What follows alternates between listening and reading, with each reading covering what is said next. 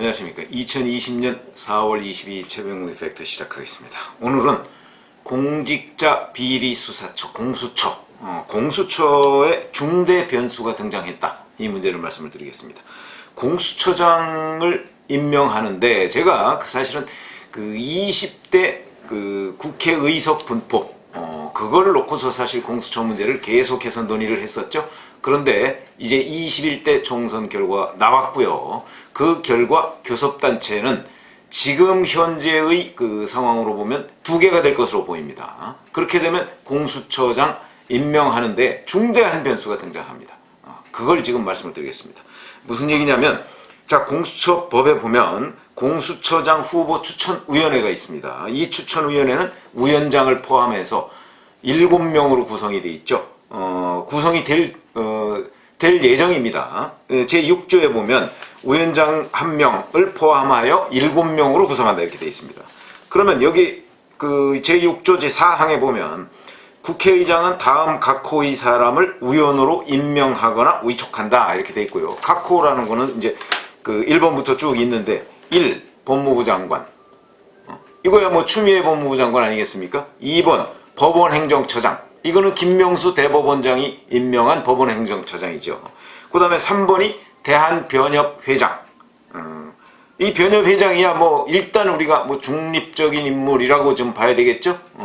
그 다음에 이제 4번, 5번이 문제인데, 이게 4번은 대통령이 소속되거나 또는 소속되었던 정당의 교섭단체가 추천한 2명, 이렇게 되어 있습니다.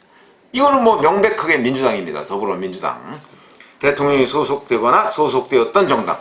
그러니까 이건 명백하게 민주당이죠. 그 민주당에서 2명을 추천합니다. 그 다음이 문제인데, 제4호, 지금 제가 말씀드린 4호 교섭단체 외의 교섭단체가 추천한 2명, 이렇게 되어 있습니다. 그럼 이거는 21대 국회가 되면 5월 30일부터 그 임기가 시작되죠. 여기에 제4호 교섭단체는 민주당이고, 요 교섭단체 외의 교섭단체는 미래통합당밖에 없습니다.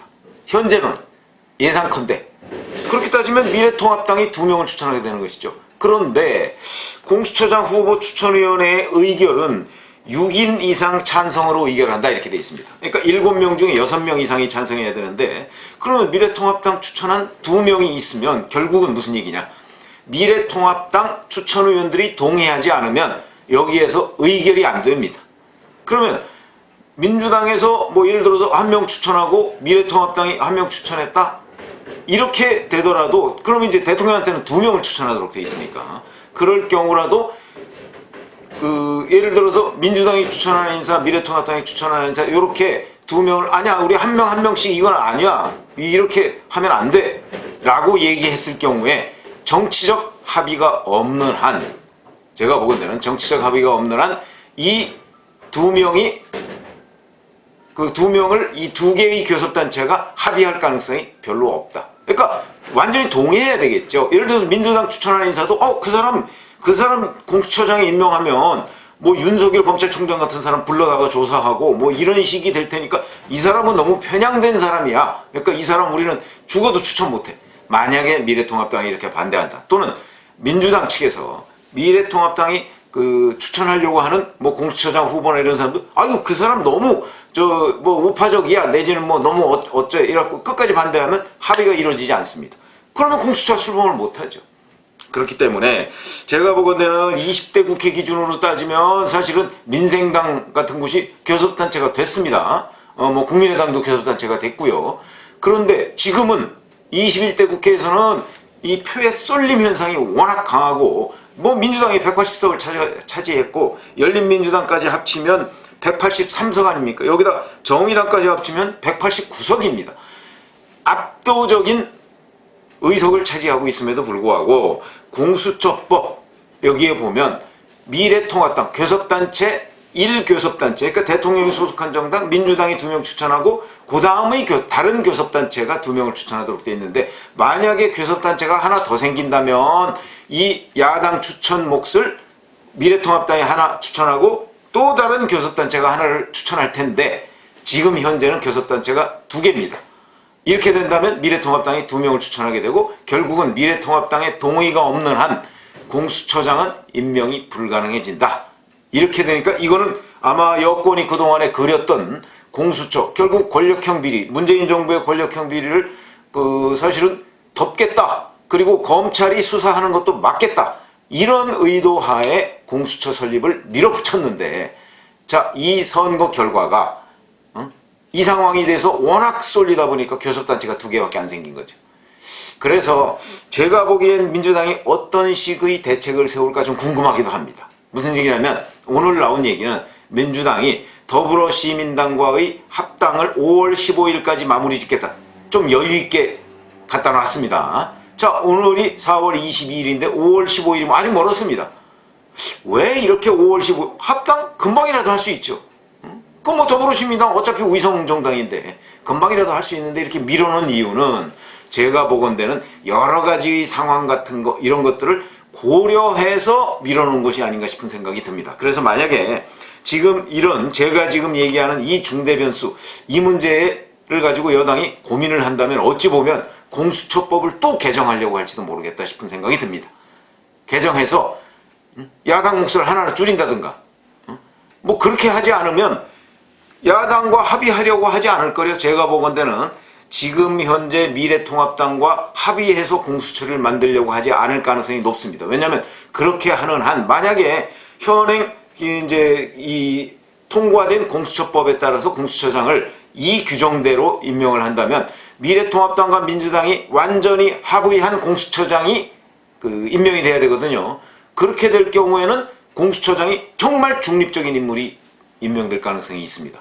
그거는 지금의 민주당이 바라던 바, 목표하던 바, 기획하던 바가 아니죠.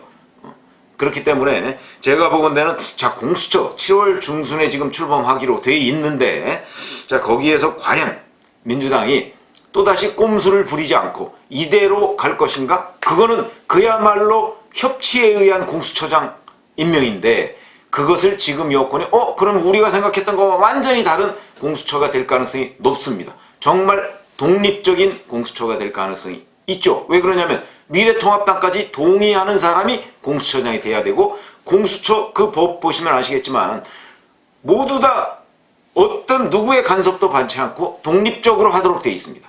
그러니까 여권 입장에서는 독립적으로 한다는 것은 결국 문재인 대통령과 여권의 꼭두각시가 공수처장이 되도록 지금 만들어 놨는데 그런데 21대 지형이 바뀌면서 21대 정치 지형이 바뀌면서 미래통합당의 동의 없는 공수처장을 임명할 수가 없게 돼 있는 상황입니다. 지금.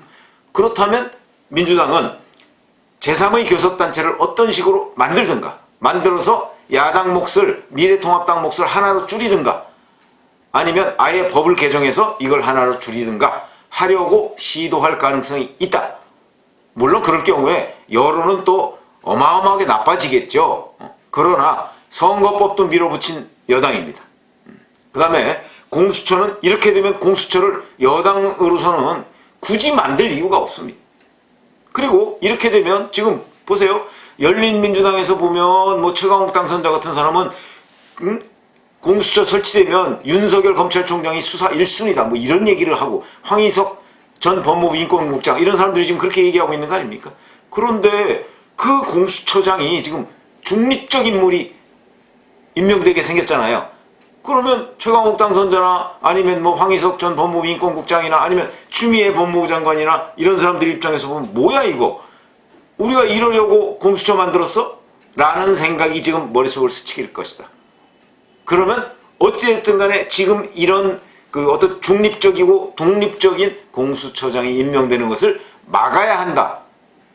이런 생각을 지금 여권인사들이 하지 않을까요? 저는 그렇게 할 거라고 봅니다. 그러면 법을 개정하거나 어떤 식으로 해서 미래통합당의 몫을 하나로 줄이려고 하거나 그 방법은 여러 가지가 있습니다. 법을 개정하는 방법이 있죠. 그 다음에 두 번째 제3교섭단체를 만드는 방법이 있습니다.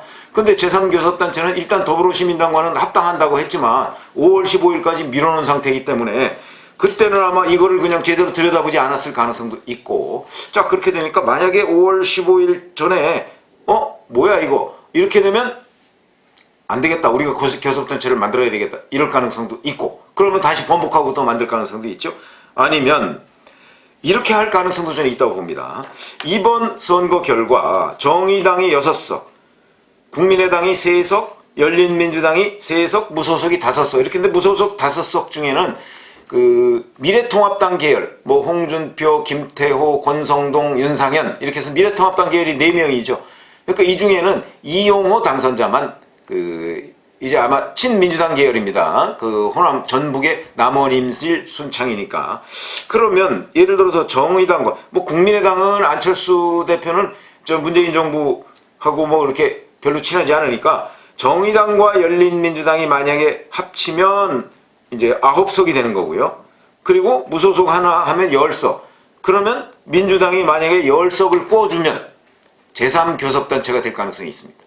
제3교섭단체가 되죠. 이렇게 되면 이 교섭단체에서 그 공수처장 추천위원회 추천위원 1명을 확보할 가능성이 있죠.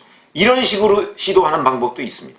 근데 만약에 이렇게 될 경우에는 이게 정치라는 게 사실은 그 뭐 작용이 있으면 반작용이 있게 마련이죠. 그렇게 되면 아마 미래통합당도 뭐야 이거 이렇게 되면 미래통합당도 뭐 의원을 꿔주든 뭐 어떻게 하든 간에 제가 보건대는 아마 교섭단체를 만들려고 할 가능성이 있다. 왜냐하면 여권이 제3교섭단체를 만든다고 한다면 미래통합당도 제3교섭단체를 안 만들면 안 됩니다. 이거는. 그러면 국회는 모든 교섭단체 중심으로 그 운영이 되기 때문에 만약에 여권 교섭단체가 하나 더 생긴다면 국회가 완전히 그렇지 않아도 180대 지금 103으로 일방적으로 끌려갈 상황인데 이런 식으로 되면 공수처장 문제, 국회에서 추천하는 여러 그 추천 위원들, 추천 대상들 이런 사람들 문제 이게 다 지금 민주당에 의해서 끌려다녀야 되는 상황이거든요. 그렇기 때문에 민주당은 어떤 식으로든 지금 현재 교섭단체 1대1 구도 이것을 아마 깨려고 할 가능성이 아주 높다. 이렇게 지금 분석이 됩니다. 그래서 제가 지금 말씀드린 거는 공수처 설립의 중대 변수가 등장을 했는데 이 변수를 어찌됐든 간에 여당은 좀 이것을 이 변수를 없는 것처럼 만들려고 또 시도를 할 가능성이 있다. 이거를 누군가는 막고 뭐 국민들이 막거나 뭐 이렇게 해야 되는데 제가 보기에는 사실은 민주당과 미래통합당이 완전히 합의한 공수처장이라고 한다면 그렇다면 이거야말로 정말 독립적인 그 공수처가 될 가능성이 높죠. 이렇게 되면요. 그동안에 그 일부 유튜버들, 뭐 저도 마찬가지지만 20대 국회와 같은 정치 지형이 다시 만들어질 경우 공수처장은 문재인 정부의 방패막이가 될 것이다 라고 한 이 부분을 이제 처음부터 구성을 다시 해야 되는 거죠.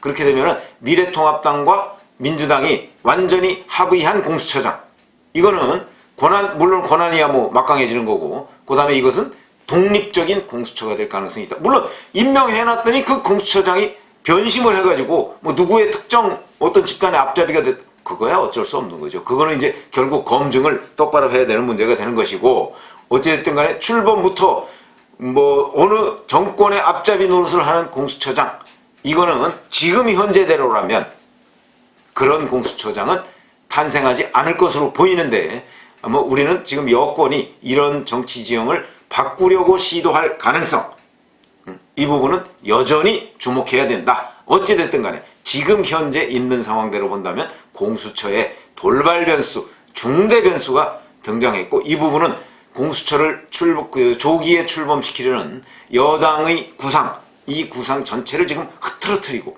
매우 머리가 아픈 상황으로 몰고 갈 가능성이 있다. 이런 말씀을 드립니다. 감사합니다.